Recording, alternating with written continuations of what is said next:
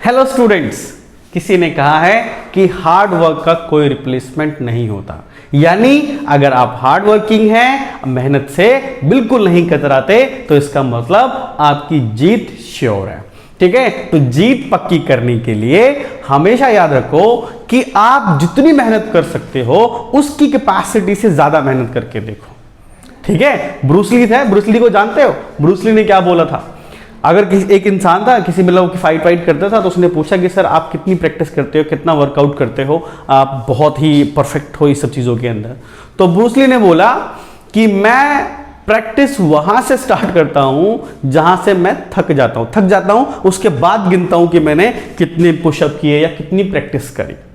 तो जब तक तुम अपने कंफर्ट जोन में बैठे हुए हो और जब तक फ्लो चल रहा है, अगर तुम थक गए हो, तुम ऐसा लग रहा है कि अब मेरी कैपेसिटी आ गई, तो उसके बाद और पढ़ के देखो और प्रैक्टिस करके देखो, नहीं आ रहा है तो और करके देखो, बार बार करके देखो। तो जब कंफर्ट जोन से बाहर आओगे, तुम्हारी कैपेसिटी दिन पर दिन बढ़ती चली जाएगी। समझ रहे हो? तो इसीलिए अपनी कैपेसिटी बढ़ाना है तो अपने कंफर्ट जोन को थोड़ा ब्रेक करो। हर रोज आगे आगे जितना करते हो, अगर मान लो पहले दिन 2 प्रॉब्लम किया, अगले दिन 3 करो, 4 करो, 5 करो, 6 करो, तभी जाके कुछ होगा। ठीक है, तो इसीलिए कंटिन्यू प्रैक्टिस कर ले। हम तो तुम्हारा साथ छोड़ेंगे नहीं, हम हर रोज लेक्चर लेकर आ रहे हैं, चैप्टर आगे बढ़ता चला जा रहा है, फिजिक्स, केमिस्ट्री, मैथ्स सब कुछ हम कवर कर रहे हैं। और अभी जल्दी ही बच्चों हम लोग बायो का भी आपका शुरू करने वाले, तुम्हारे लिए सरप्राइज होने वाला है। ठीक है, तो इसीलिए लेक्चर को फॉलो करते रहें और याद रखें हम कहां पर हैं? पूजा एकेडमी। मैं आपका राम सर और आप मेरी राम जी की सेना। ठीक है, तो इसीलिए हम पढ़ाई करते रहेंगे, आपका साथ नहीं छोड़ेंगे। आपको जहां जो चाहिए, यानी कि नीट करना है, जेई करना है या और अदर कॉम्पिटिटिव एग्जाम्स दे रहे हो, उसको क्रैक करवा के छोड़ेंगे। तो इसीलिए आप मेहनत से बिल्कुल कतरान नहीं, हम तुम्हारे लिए डटे पड़े हैं। ठीक है, तो आगे बढ़े, आज लेक्चर लेके चलते हैं आगे बच्चों। डेंसिटी लेंगे और उसके ऊपर कुछ क्वालिटी प्रॉब्लम्स लेने वाले हैं। ठीक है, तो जरा आप ये देखो, सबसे पहली बात अगर बात करता हूं मैं यहां पर यूनिट सेल्स की बात कर रहे हैं बच्चों, हम लोग यूनिट सेल्स की बात कर रहे हैं, वो भी कौन से वाले? तो क्यूबिक। यही तो लेक्चर चल रहा था बच्चों अपना, है ना? उस लेक्चर की कंटिन्यूटी के अंदर जाके देखो बच्चों। तो अगर मेरे पास कोई क्यूबिक यूनिट सेल है, इस तरीके का दिखाई पड़ रहा है बच्चों, और इस क्यूबिक यूनिट सेल की डेंसिटी पूछना चाहता हूं मैं आपसे, तो मुझे बताओ उसकी डेंसिटी क्या होगी। तो अगर आप देखोगे तो यहां से लेके यहां तक का एज लेंथ कितना हो गया? ए हो गया। तो यार डेंसिटी का फॉर्मूला क्या होता है? अगर मैं बोलता हूं डेंसिटी ऑफ क्या निकालनी है मेरे को? Unit cell. तो फॉर्मूला बता दो, तो ये हो जाएगा मास ऑफ, ठीक है, number of atoms in unit cell, कि यूनिट सेल के अंदर कितने एटम्स हैं और उसका मास कितना होगा, और अपॉन में क्या हो जाएगा? Volume of unit cell. भाई mass of number of atoms in unit cell, unit cell का मास निकालना हो यूनिट सेल का, तो उसमें जितने एटम है उसका मास निकाल लो। सही है, और वॉल्यूम ये हो गया। तो बच्चों अगर मैं कहता हूं, अगर आपसे कहता हूं कि इसके अंदर मास ऑफ 1 यूनिट सेल कितना मान लेते हैं? छोटा m। और अगर मैं आपसे बोलता हूं कि इसके अंदर जो नंबर ऑफ एटम्स हैं उसको आपने z मान लिया, इफेक्टिव एटम्स z मान लिया, तो बता दो कि मास ऑफ यूनिट सेल क्या निकलेगा। ठीक है, देखो मास ऑफ ये 1, यहां पर मुझे लिखना चाहिए बच्चों 1 एटम। तो अगर मैं बोलता हूं आपसे कि मास ऑफ 1 यूनिट सेल, तो यूनिट सेल का कितना निकलेगा?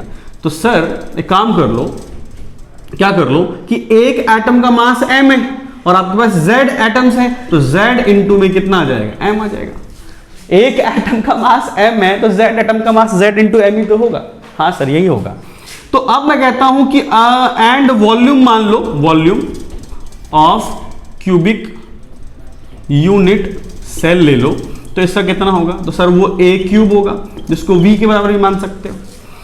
तो बोलो क्या निकला डेंसिटी? तो डेंसिटी जो निकल कर आ रही है वो निकल कर आ रही है z इंटू एम अपॉन में v, और u में से z इंटू एम अपॉन में a क्यूब। निकल जाएगा? यस सर, बिल्कुल निकलेगा सर, कोई दिक्कत नहीं है सर, ये आराम से हो जाएगा। अगर इस फॉर्मूले को मुझे मोलर मास के टर्म में निकालना है, किसके टर्म में निकालना है? Molar mass. तो ये मास m जो है वो कितने एटम का है? तो एक एटम का मास मैंने m लिया है। तो क्या बच्चों ये तुम जानते हो? हाँ देखो, यहां देखो कि अगर मैं कहता हूं कि m gram of unit cell, ठीक है, कोई भी m ग्राम होगा यानी कि मोलर मास लिया गया है, उसमें कितने यूनिट, मतलब कि m gram of unit cell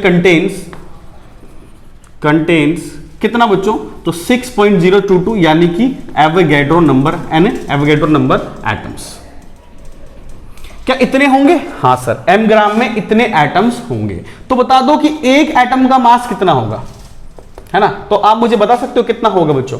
तो अगर आप देखोगे तो एक एटम का अगर आपको मास निकालना है तो क्या होना चाहिए, देख लो यहां से। तो इसकी वैल्यू अगर मुझे निकालनी है तो वैल्यू कैसे निकाल सकते हैं, तो mass of one atom equal to आपका आ जाएगा m divided by capital M divided by Na।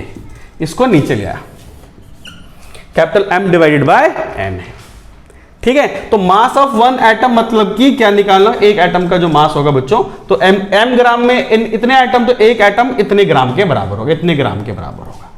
तो अगर मैं वहां पर रख दूं इस वैल्यू को इसके अंदर, तो क्या आएगा फॉर्मूला बताओ, तो rho equal to Z by, ये ए क्यूब जेड रहेगा, ये ए क्यूब नीचे लिखा हुआ है, या एम की जगह पे कितना आ जाएगा, एम की जगह पे तो कैपिटल एम अपॉन में एन है, ये फॉर्मूला आ गया। तो ये एक फॉर्मूला है किसका बच्चों, डेंसिटी ऑफ यूनिट सेल निकालने का। तो कोई बहुत बड़ी बात नहीं है, आराम से हमने निकाल लिया, ठीक है। तो इस तरीके से हमने क्या निकाला, density of unit cell. Cubic unit cell होगा तो इस तरीके से निकालोगे, ठीक है। तो अगर आप डेंसिटी निकाल रहे हैं बच्चे और ये देख रहे हो तो यार ठीक है, इसको मैं कैसे कंसीडर कराता हूं, जरा वो समझो एक बार। देखो जरा, थोड़ी मैं अंडरस्टैंडिंग दे रहा हूं ताकि आप इसको कर सको, ठीक है। जरा देखो एक बार, density of unit cell cubic वाला है, तो रो इक्वल टू कितना निकाला मैंने, जेड एम अपॉन में ए क्यूब वॉल्यूम था इनटू में एन ए यानी एवोगैड्रो नंबर, ठीक। अगर देखो केस नंबर 1 क्या है केस, कि अब यहां पर मैं कहता हूं कि इफ एज लेंथ यानी ए इज इन पिकोमीटर, अगर ए आपका, ए जो ए है ना, ए ये किसके अंदर है, पिकोमीटर के अंदर है, पिकोमीटर। तो बताओ फॉर्मूले में क्या हम चेंजेस कर सकते हैं। तो देखोगे यार, देखो हालांकि तो तुम चाहो तो कभी भी किसी जगह पे किसी को कन्वर्ट कर लो, लेकिन जनरली हम ध्यान रखते हैं किस चीज के लिए, जैसे क्या होगा कि अगर आप देखते हो तो अगर ये किसमें है, पिकोमीटर के अंदर है, तो मुझे सेंटीमीटर में अगर लेके जाना है तो क्या होगा, मैं बताता हूं आपको। क्या होता है कि 1 centimetre equal to 10 to the power -10 picometre, ठीक। अगर ये सिचुएशन है कि 1 सेंटीमीटर में 10 की पावर -10 पिकोमीटर होता है, तो यहां पर बताओ क्या होना चाहिए, ये यहां यूनिट क्या चलेगी। तो अगर देखोगे तो ये जाएगा rho equal to Z upon में एम, ये दिख रहा है ए, तो ए तो ए ही रहेगा, अगर पिकोमीटर में होगा तो क्यूब खोल दूंगा तो कितना आ जाएगा, तो सर आ जाएगा ए क्यूब इंटू में एन ए रहेगा और साथ में रहेगा 10 की पावर -30, तो ये यूनिट चलेगी ग्राम पर क्यूबिक सेंटीमीटर। तो अगर आप ग्राम पर क्यूबिक सेंटीमीटर में काम कर रहे हो तो आपको नीचे 10 की पावर -30 से इंटू करना चाहिए। तो ध्यान रखना कि डेंसिटी अगर आपका ग्राम पर क्यूबिक सेंटीमीटर में चल रहा है तो ये सेंटीमीटर से पिकोमीटर में रह सकते हो। बहुत बढ़िया बच्चों। अगर मान लो कि अगर किसी को भी निकालना हो पिकोमीटर में, अगर किसी को स्टैंडर्ड यूनिट निकालना है, मीटर में निकालना है, किलोग्राम में निकालना है, तो इसको केजी बदलना पड़ेगा और इसको 10 की पावर -12 वाला रखना पड़ेगा। तो थोड़ा ये बात ध्यान रख लेना कि ये 10 की पावर -30 कैसे आ गया है। तो 1 सेंटीमीटर में इतने पिकोमीटर होते हैं, कन्वर्ट करना आना चाहिए आपको, और कोई बात नहीं है। इसमें क्या होगा, देखो ये जो चीज है यहां पर डेंसिटी, वो तो तुमको फाइंड करनी होगी। जेड, तो यहां बताओ मेरे को कि Z क्या क्या होता है। Z के लिए अगर देखोगे तो सिंपल क्यूबिक अगर यूनिट सेल है तुम्हारे पास तो Z कितना होता है, 1 होता है। FCC है तो Z कितना होता है, 4 होता है। BCC है, इसको प्रिमिटिव भी कहते हैं, पहले वाले को प्रिमिटिव है तो भी 1 होता है। BCC है तो कितना होता है, 2 होता है। तो यार Z की वैल्यू तो सब बच्चों को याद रहती है कि Z वैल्यू कहां कहां पर कितनी है। तो यार रो निकालना हो, Z पता चल गया, मोलर मास उनको देना पड़ेगा, एज लेंथ पता होगी, एवोगैड्रो नंबर पता ही होता है। तो यार 1 2 3 4 5 चीजें हैं, 5 चीजें में से मुझे 4 चीजें मिल जाएंगी तो आसानी से हम काम कर लेंगे, ठीक है, तो यार ये बात आपको थोड़ी जानकारी में रहनी चाहिए थी। केस नंबर 1 मतलब ये चीज इस तरीके से, केस नंबर 1 का मतलब समझ गए होगे कि क्या कहना चाहता हूं, है ना। केस 2 में क्या बोलना चाहता हूं, क्या होता है कि अगर कभी कभी वो कहते हैं कि इंटर आयोनिक डिस्टेंसेस निकालो, क्या निकालेंगे, क्या बोलेंगे बच्चों, आपको इंटर आयोनिक डिस्टेंसेस बोल देते हैं लोग। तो इंटर आयोनिक डिस्टेंसेस का मतलब जैसे मान लो कि मुझे निकालना है 4NaCl के लिए निकालना है NaCl, तो मैं बता दूं कि NaCl के लिए क्या याद रखना कि 2Na पॉजिटिव यानी 2 रेडियस, वो भी radius of Na positive plus 2 radius of Cl negative equals to A के बराबर होता है। तो यानी कि R of Na positive plus R of Cl negative equals to A/2। तो जो एज लेंथ निकलेगा ना इस न्यूमेरिकल से, अगर तुमने एज लेंथ निकालना है उसको 2 से डिवाइड कर दिया तो इंटर आयोनिक डिस्टेंस आ जाएगा सोडियम का और क्लोराइड का आ जाएगा। बात समझ में आ रही है? तो ये चीज है, तो ये कुछ बातें हैं जो ना हमको थोड़ी ध्यान रखनी चाहिए, ठीक है। तो NaCl स्ट्रक्चर जैसे होते हैं उस NaCl स्ट्रक्चर के अंदर आपको इंटर आयोनिक डिस्टेंसेस निकालने हो तो इजीली आप ये सब चीजें निकाल सकते हो, कोई दिक्कत नहीं आएगी आपको, ठीक है। NaCl स्ट्रक्चर या जो भी स्ट्रक्चर्स आ रहे होंगे उनके अंदर आप ये इजीली कर पाओगे और निकाल पाओगे, कोई दिक्कत नहीं आएगी। तो केस नंबर 1 जनरली पिकोमीटर इसमें उलझा देते हैं तो दिक्कत नहीं आएगी आपको। इंटर आयोनिक डिस्टेंस निकालना हो तो निकाल लोगे और आपको ये Z के बारे में नॉलेज होनी चाहिए। तो न्यूमेरिकल करने से पहले छोटी मोटी जानकारियां आपको बता देता हूं, थोड़ा आप याद रखोगे तो आपको काम बहुत आएगा अभी न्यूमेरिकल करने में। क्या क्या है बच्चों, जरा देख लो एक बार, फटाफट देख लेना, नोट बना लेना इसका। Relation between A and R, अगर आपका सिंपल है यानी कि सिंपल क्यूबिक यूनिट सेल है आपके पास, सिंपल वाला है, तो इसीलिए याद रखो कि A इक्वल्स टू 2R होगा और R इक्वल्स टू कितना हो जाएगा A/2, सोचने वाली बात ही नहीं है। अगर आपके पास FCC है, ठीक है, FCC, तो FCC के लिए क्या होगा वो भी देख लो बच्चों, है ना। FCC के लिए क्या होगा, तो A इक्वल्स टू, ठीक है, क्या होता है बच्चों 2√2 टाइम्स ऑफ R और R इक्वल्स टू A/2√2 आ जाता है, ठीक। अगर आपको BCC का पता होना चाहिए तो इनके लेक्चर्स बच्चों मैंने ऑलरेडी डेरिवेशन शूट कर दिया है, आप देख सकते हो पिछले लेक्चर में जाकर, ठीक है। A इक्वल्स टू यहां पर अगर निकालोगे तो कितना आएगा √3/4 टाइम्स, ठीक है, ऑफ R, ठीक है। यहां से अब ये बात ध्यान रख लेना चाहिए किस तरीके से निकाला जा रहा है। उसके बाद अगर आप यहां से R निकालेंगे तो आ जाएगा 4/√3 टाइम्स ऑफ A। ये इनके लिए क्या है, एज लेंथ का फॉर्मूला है। तो कि A और R के बीच में क्या रिलेशनशिप है तो ये इस तरीके से निकाला जाता है। तो ये पता होगा तभी तो आप न्यूमेरिकल कर पाओगे, है कि नहीं। तो ये जानकारी होनी चाहिए थी, ठीक है। कोई दिक्कत तो नहीं है सब दिक्कत, ठीक है। शॉर्टेस्ट डिस्टेंस वगैरह के बारे में मैंने, या नियरेस्ट नेबर डिस्टेंसेस के बारे में मैंने बता दिया था पिछले लेक्चर के अंदर कि नेबर डिस्टेंसेस कहाँ पर होते हैं और कितनी कितनी दूरी पर होते हैं, ठीक है। तो मैं इसको बता दे रहा हूं यहाँ पर एक चीज और लिख देता हूं, यहाँ पर नियरेस्ट नेबर डिस्टेंसेस याद होगा, ठीक है बच्चों। तो उसके लिए क्या था देख लो जरा फटाफट। अगर आपका सिंपल है, सिंपल यूनिट सेल है प्रिमिटिव वाला, तो उसके लिए A रहता है। और अगर आपके पास FCC है ना, FCC, तो वो कितना होता है बच्चों, तो वो होता है अपना √2 टाइम्स ऑफ A होता है, √2 टाइम्स ऑफ A। और अगर आपके पास BCC होता है तो वो होता है √3/2 टाइम्स ऑफ A। ये क्या है, नियरेस्ट नेबर डिस्टेंसेस होते हैं जो कि आपको याद रखने हैं, ठीक है, कि कहाँ पर कितनी डिस्टेंसेस के ऊपर शॉर्टेस्ट डिस्टेंस कितना होता है, ठीक है। ये बच्चों यहाँ ये होता है A/√2 होता है, A/√2 होता है, ठीक है, A/√2 और ये √3/2 टाइम्स ऑफ A होता है। चलो आ जाते हैं आप किसके ऊपर, न्यूमेरिकल्स पर, ठीक है। जल्दी से टाइम वेस्ट नहीं करते, अब करते हैं न्यूमेरिकल्स।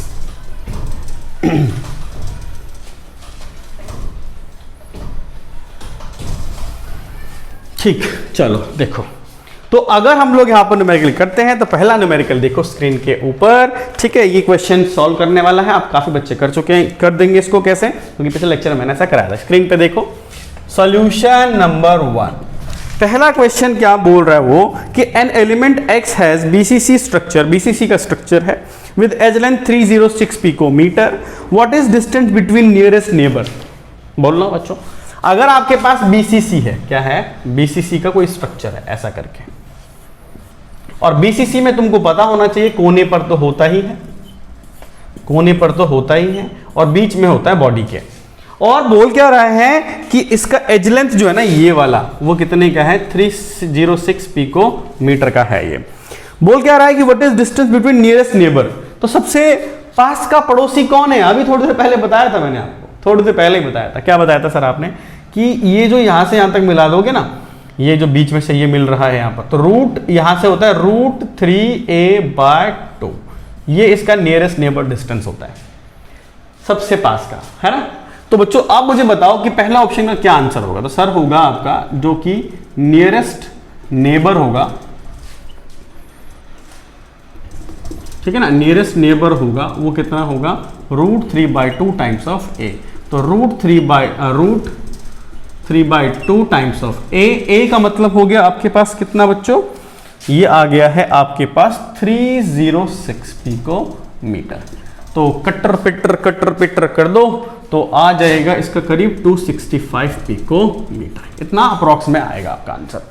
तो कोई दिक्कत नहीं, नियरेस्ट नेबर निकालना होगा तो आसानी से आप ऐसे निकाल सकते हो।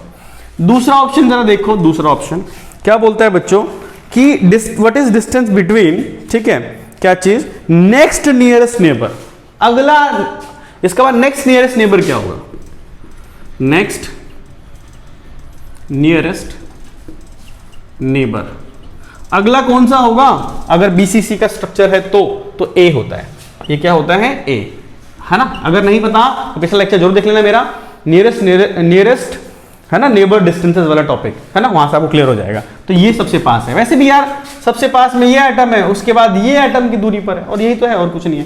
तो ये कितने का हो गया, 306 पिकोमीटर। तीसरा पॉइंट क्या बोलता है बच्चों इसके अंदर कि हाउ मेनी नियरेस्ट नेबर, ठीक है ना, nearest neighbours does x have. अच्छा एक्स कौन है, तो यही है सारे एक्स, ये जो रखे पड़े ना ये सब, ये मेरे लिए एक्स है, ये सब कौन है, एक्स है।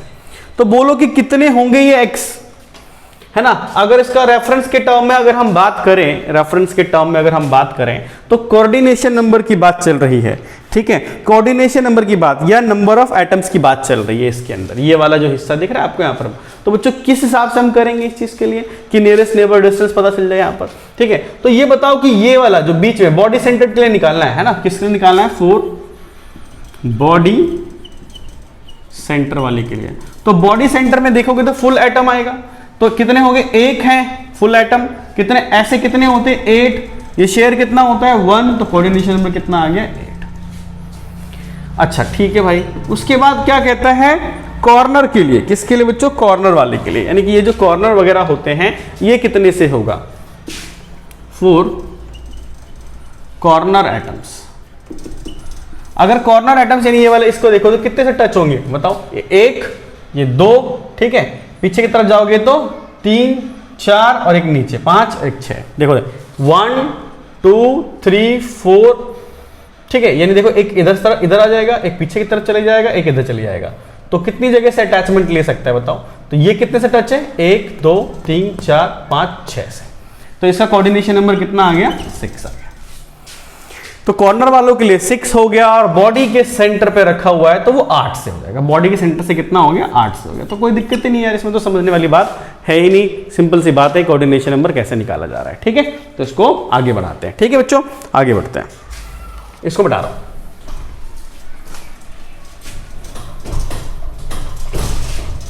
उसके बाद आ जाते हैं सॉल्यूशन नंबर 2, ठीक है। सेकंड सॉल्यूशन देखो, what fraction of edge is not covered by atoms in BCC arrangement. यार बीसीसी अरेंजमेंट तो फिर वैसे ही होगा बच्चों जैसे पहले अभी बनाया था मैंने, है बच्चों, बोलो हाँ जी सर। ये देखो ये होता है बीसीसी अरेंजमेंट, और एक बॉडी के कहां पर होता है, सेंटर पे। तो बोल रहा है एज के, ये जो ना ये वाला, इसके बीच में कितना हिस्सा खाली रह जाता होगा, तो ये बता। तो मैं, उसने क्या बोला है, नॉट कवर्ड, तो मैं बोलता हूं कि not covered part on edge, वो कितना होना चाहिए।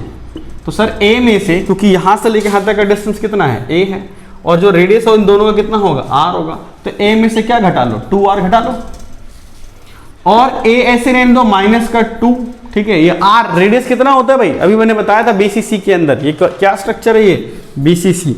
तो बीसीसी में क्या होता है बता दो, तो √3/4 times of a radius, √3/4 times of a, अगर आपको रेडियस निकालना हो तो ये आ रहा है कितना, a माइनस का √3/2 टाइम्स ऑफ a।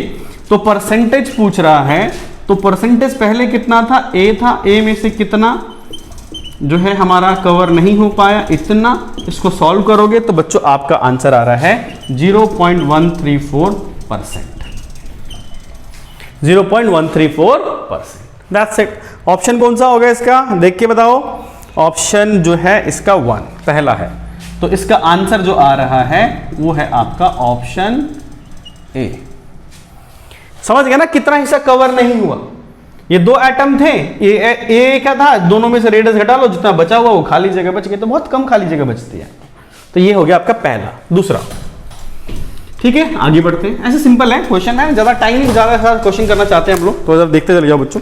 तो ये आपका फर्स्ट और क्या हो गया बच्चों, सेकंड हो गया। अब आ जाते हैं सॉल्यूशन नंबर 3 पर।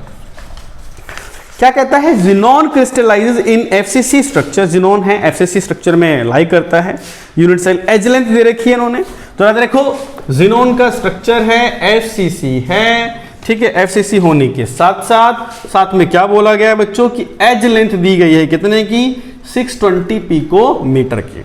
बोल रहा है what is the nearest neighbour distance and radius of xenon atom. 2 बातें पूछी है ना। सबसे पहली बात क्या बोला है, नियरेस्ट नेबर डिस्टेंस पूछ रहा है। तो नियरेस्ट नेबर डिस्टेंस क्या होगा एफसीसी में, याद करो, बोलो। तो सर होता है a/√2। क्या होता है, a/√2 होता है।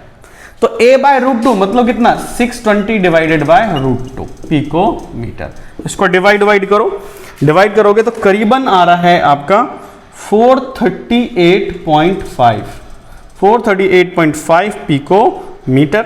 और अगर आपको क्या निकालना है, रेडियस निकालना है, radius of xenon atom, radius चाहिए। तो कौन सा है, एफसीसी है। तो एफसीसी के लिए अभी थोड़ी देर पहले बताया था मैंने, a इक्वल्स टू कितना होता है, 2√2 टाइम्स ऑफ r होता है। तो r का फॉर्मूला क्या निकल गया, a/2 तो a कितने का बोलो, 620 का, divided by 2√2। Just divide it, divide करने पर आपका करीबन आएगा 219.25 पिकोमीटर, ठीक है। तो चेक करो कौन सा ऑप्शन है। तो again it is the option A. क्या ये न्यूमेरिकल बहुत हार्ड है, बहुत हार्ड है क्या, नहीं। तो क्या करना, क्या आना चाहिए इस न्यूमेरिकल के लिए, ये कि नियरेस्ट नेबर डिस्टेंस कितना होता है, बस फॉर्मूला रखा और आंसर आ गया। अगर आप रेडियस निकाल रहे हो, ये वाला निकाला मैंने, तो क्या पता होना चाहिए, ये फॉर्मूला पता होना चाहिए कि a इक्वल्स 2√2r होता है। तो न्यूमेरिकल में फंस मत जाना, इसके लिए ये क्या है, ये तो पुट एंड गेट है यार, और पेपर में डायरेक्टली क्वेश्चंस आते सीधा। क्या है, मेमोरी बेस्ड है, जिसको ये फॉर्मूला याद होगा वो आसानी से कर लेगा। इस लेक्चर में मैंने पहले भी लिख दिया था और पिछले लेक्चर में मैंने इसको डराइव करके भी बताया हुआ है। तो आई होप इसमें कोई दिक्कत नहीं है आपको, ठीक है। तो ये हो गया option number, solution number 3, option A. तो सॉल्यूशन नंबर 4 पे आ जाते हैं बच्चों। सॉल्यूशन नंबर 4 क्या बोलता है कि सीजियम क्लोराइड का स्ट्रक्चर है ना, और बीसीसी में दिया गया है। बीसीसी में होता है हमारा कौन सा, सीजियम क्लोराइड होता है, जी सर। तो इसके अंदर क्या बोल रहा है, इंटर आयनिक डिस्टेंस बताओ। तो मैं बता देता हूं आपको कि RCS positive plus RCl negative equal to होता है हमारा √3/2 times of A। This is the inter ionic distance between caesium and chloride, ठीक है। तो ये बड़ा आसान सा होता है, बॉडी सेंटर पे होता है ना। ये कैसे होता है तो तुम्हें बता दूं मैं आपको कि यार ना, ऐसा करके ये होता है ना। सीजियम जो होता है वो बॉडी के सेंटर पे होता है, और क्लोराइड जो होते हैं ना, इनके चारों मतलब 8 ओर होते हैं, ऐसे करके होता है ना बच्चों। तो मुझे बताओ कि अगर सीजियम और क्लोराइड के बीच में डिफरेंस कोई पूछ रहा है कि कहां पर होगा, तो ये करीब होगा। तो ये कितना होगा, तो √3a, ये आधा हो जाएगा तो कितना हो जाएगा, √3a/2। तो वही लिखा गया है। तो बताओ कितना हो गया, √3/2 टाइम्स ऑफ a कितना दिया है मेरे को इसने बच्चों, a दिया है 400, है ना। कट करो इसको तो कितना आ जाएगा, √3 times of 200, √3 times of 200 picometre, यानी इसको इंटू पिंटू करो तो आ रहा है 346.4 picometre. This is the answer. Option B है ना, ऑप्शन बी इज करेक्ट। कौन सा करेक्ट है बच्चों? Option B is correct. हो गया आंसर यार, कोई दिक्कत नहीं। क्या ये न्यूमेरिकल मुश्किल है क्या? नहीं मुश्किल है। क्या जरूरत थी इसकी जानकारी ये होनी चाहिए थी, ये वाला फॉर्मूला। इसीलिए आप अपनी कॉपी में पेन से उठाकर क्या करो, एक ब्रीफ नोट बता चलो कि किसका फॉर्मूला क्या होता है। फिर न्यूमेरिकल करने बैठो, लगेगा कि भाई क्या सर ऐसा लग रहा है कि कुछ भी नहीं है न्यूमेरिकल्स के अंदर, बट फॉर्मूले बस थोड़ी सी जानकारी होनी चाहिए। बच्चे ना फॉर्मूले भूल जाते हैं, फॉर्मूले बहुत ध्यान रखना, ठीक है, और कोई बात नहीं है। तो ये था हमारा फोर्थ। अब आ जाओ सोल्यूशन नंबर फिफ्थ। क्या बोल रहा है कि एल्यूमिनियम क्रिस्टलाइजर इन सीसीपी क्यूबिक क्लोज पैकिंग यानी एफसीसी अरेंजमेंट में है ये, है ना। यानी कि एल्यूमिनियम जो दे रखा है ना, एल्यूमिनियम का बच्चों सीसीपी में दिया हुआ है। सीसीपी का मतलब जानते ही हो क्या होता है, एफसीसी ही होता है। फिर बोल क्या रहा है कि जिसका आपको रेडियस दिया हुआ है कितने का, 125 पिकोमीटर का दिया हुआ है रेडियस। तो बोल क्या रहा है, वो बोल रहा है कि बताओ एज लेंथ कितनी होगी। पहला ऑप्शन ए पूछ रहा है, तो A equal to 2√2 times of R बताया था मैंने आपको। तो बताओ कितना होना चाहिए, तो सर ये हो जाएगा 2√2 times of 125 picometre. Just calculate it, calculate करो इसका, तो करीबन आएगा आपका 354 पिकोमीटर। ये भी क्या है, कोई मुश्किल सवाल है क्या? नहीं, बस फॉर्मूला होना चाहिए पता, ठीक है। सेकंड ऑप्शन कहता है how many unit cells are there in 1 cubic centimetre of aluminium. 1 cubic centimetre aluminium में कितने यूनिट सेल आएंगे। तो जरा बताओ मेरे को कि volume of 1 unit cell, 1 unit cell, 1 unit cell का वॉल्यूम कितना होता है, तो सर ए क्यूब होता है।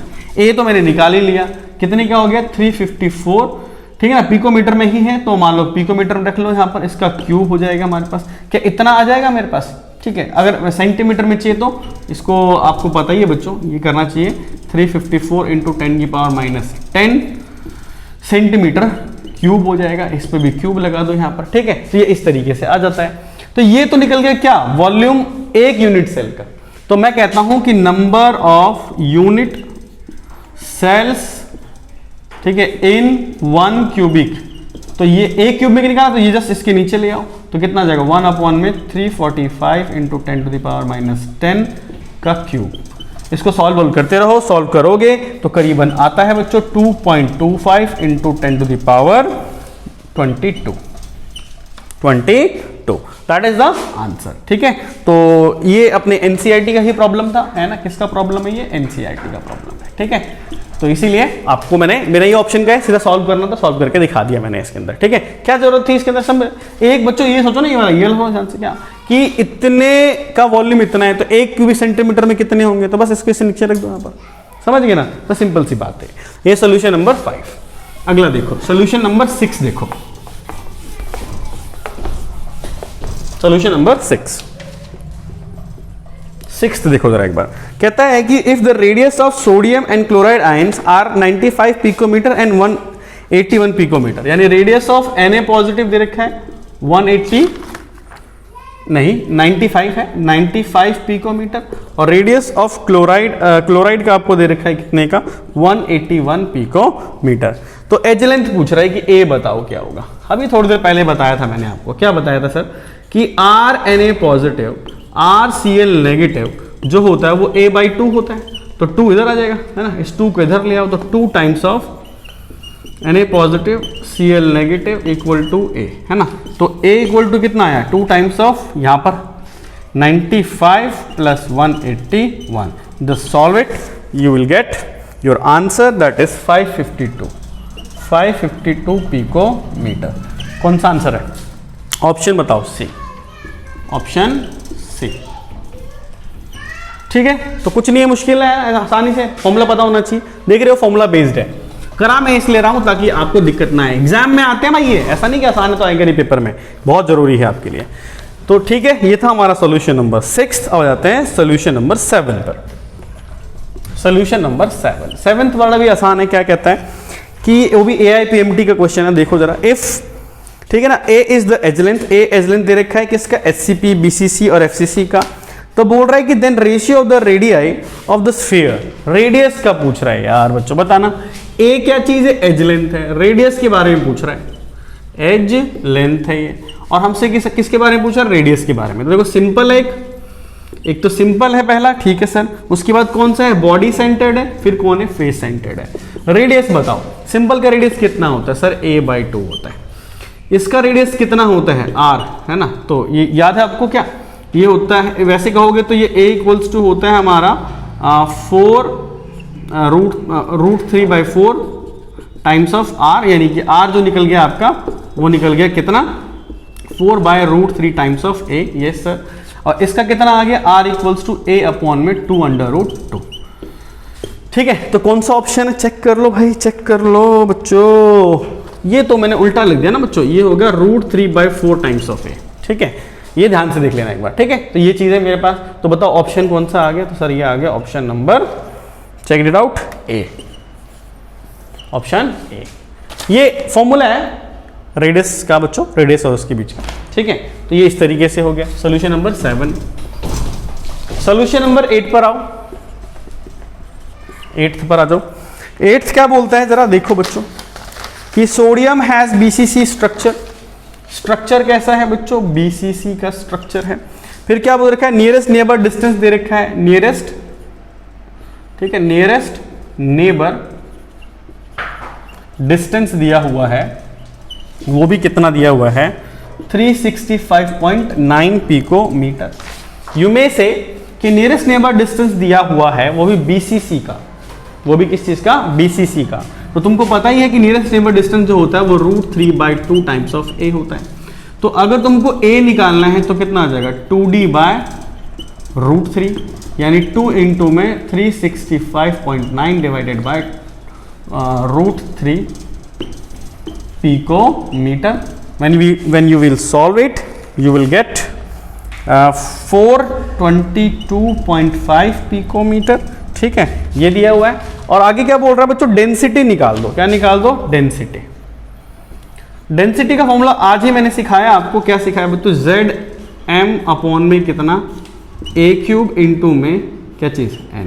निकालोगे तो भाई z कितना होता है? z भाई इसके लिए तो 2 होता है। m कितना हो गया? 23। a³ a का मतलब कितना आ गया? 422। 422.5 का क्यूब इंटू 10⁻⁻30। समझ रहा है? बताया था क्लास लेक्चर शुरुआत में 6.022 इंटू 10⁻23 है ना। ये इस तरह से रखोगे तो यूनिट लगेगी आपकी ग्राम पर क्यूबिक सेंटीमीटर। और जब इसको सॉल्व करोगे तो आपका आंसर आ रहा है 24.17 ग्राम पर cubic centimetre. This is option A. ठीक है, तो ये इतने एटम्स जो है आपके करीबन इसके इतनी डेंसिटी है। डेंसिटी बच्चों नहीं, ये नहीं था।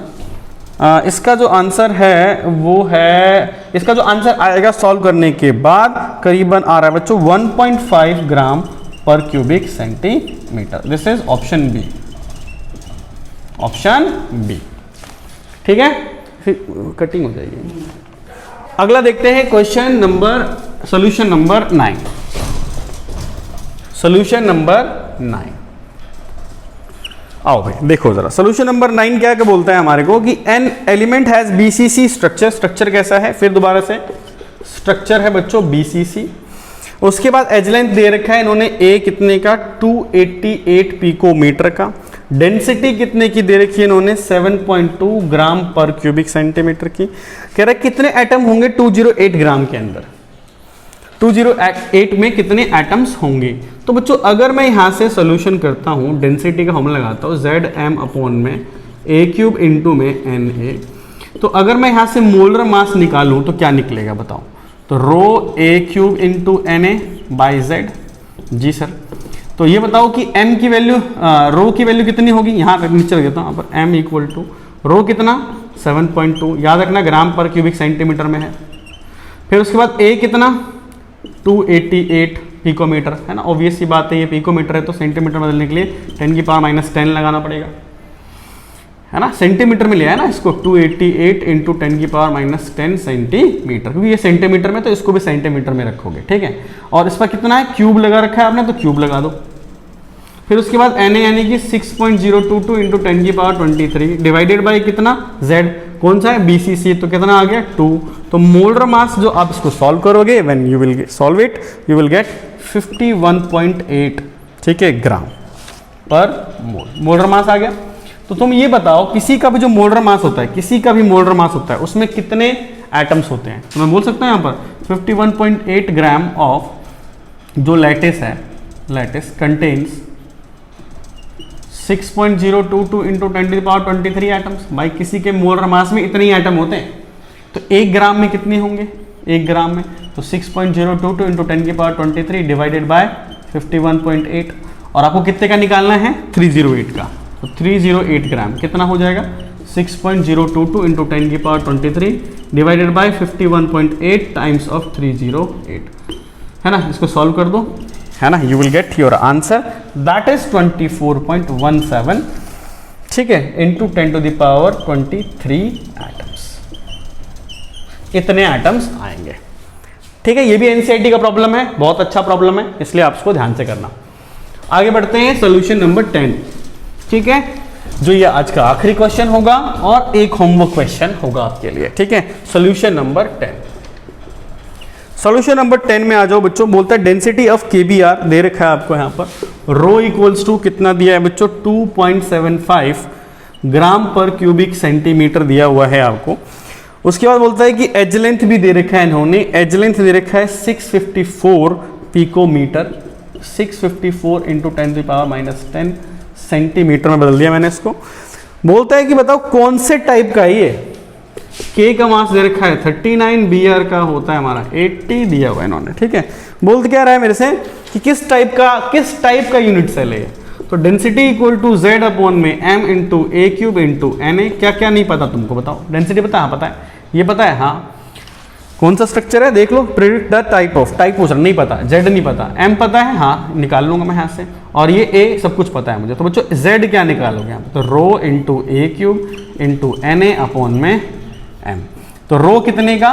2.75, ए कितने का? 654 इंटू 10⁻⁻10 का क्यूब हो जाएगा। ये कितने का? तो 6.022 इंटू 10⁻23, और मोलर मास कितने का? ऐड कर लो यार, 39 प्लस 80, है ना। You will solve it.